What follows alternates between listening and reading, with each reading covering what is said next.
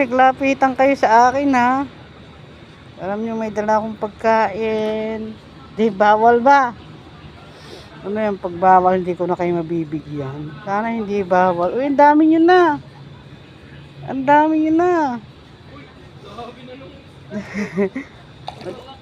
Mag-thank you kayo kay Lord. Thank you kayo kay Lord.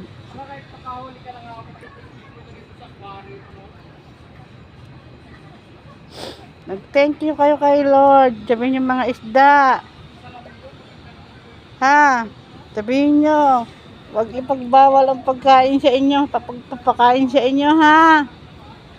Thank you kayo kay Lord. Uy, dami nyo. Dinalabitan nyo talaga ako. Ang gusto nyo lang pagkain sa akin ha. Okay lang yan. Okay lang. Kasi wala naman nagbibigay sa inyo ng pagkain. Sabihin nyo, pumunta lagi ako dito ha. Diyan ako ng lakas para mapakain ko kayo ha. Palakadin lagi ako, makalakad ako ng maayos para hindi kayo maubusan ng pagkain. Mag-pray kayo ha, mga fish. Uy, dami yung pagkain.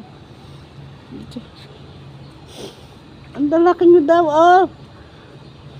Mag-thank you kayo kay Lord. Thank you, Lord. May pagkain sila. Dito naman sa kabila kasi parang hindi nila narinig.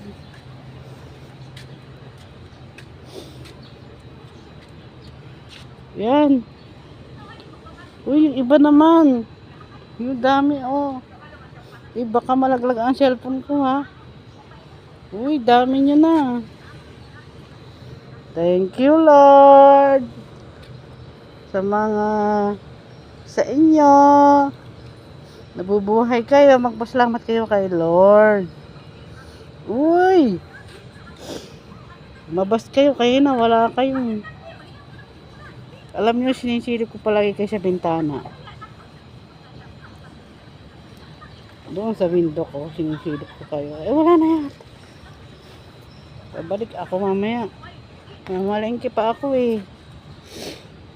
Nagpupunta pa ako sa market. Eh, pati si Butterfly nakikiagaw. Hindi ka pwede dyan. Doon ka sa mga bulaklak. Thank you, Lord. Sa mga pagkain.